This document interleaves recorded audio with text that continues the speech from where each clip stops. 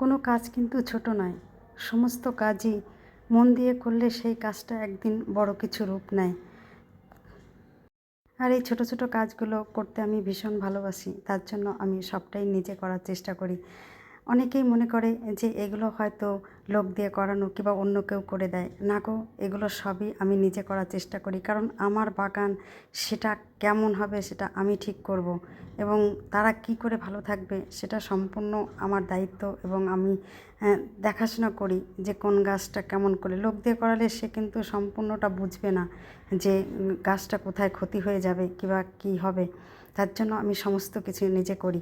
অনেকেই মনে করে যে না, আমি সব জন দিয়ে হয়তো লোক দিয়ে করাই, কিন্তু না, এগুলো সবই আমি নিজে করি।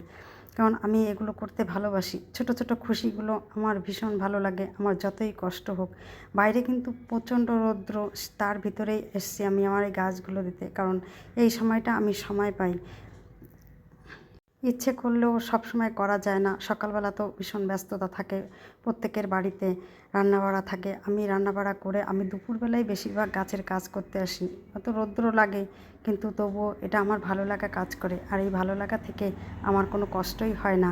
তার জন্য আমি দেখুন কি সুন্দর করে চটা দিয়ে, কর্তামশাই আমাকে চটাগুলো এনে দিয়েছে এবং যদি আমি এটা তাড়াতাড়ি না করি চটাগুলো শক্ত হয়ে যাবে, ভেঙে যাবে। তার জন্য আমি রৌদ্রর ভিতরেই কাজটা করতে চলে এসেছি। যে এই গাছগুলো তো লতানো গাছ, এদের যদি চারপাশটা আমি ঠিক মতন সাপোর্ট না দিয়ে দিই তাহলে গাছগুলো ভালো করে বাইতে পারবে না। তার জন্যই আমার এই ব্যবস্থা। আমার এই পুরো কাজটা কেমন হয়েছে আপনারা কিন্তু অবশ্যই আমাকে কমেন্টে বলবেন। একদিনে এই কাজটা কিন্তু আমি করতে পারিনি, আমাকে 2 দিন লেগেছে আমার এই পুরো গাছগুলোর এই চটাগুলো ঠিক করতে। কারণ অনেকগুলো গাছ তো একসঙ্গে করা যায় না, খুবই কষ্ট হয়ে যায়। আমি 2 দিনেই এই কাজটা শেষ করেছি। পুরো কাজটা আমার আপনাদের কেমন লেগেছে সেটা কিন্তু জানাতে ভুলবেন না। আজ আসি, আবার আপনাদের সঙ্গে দেখা হবে নতুন কোনো ভিডিওতে।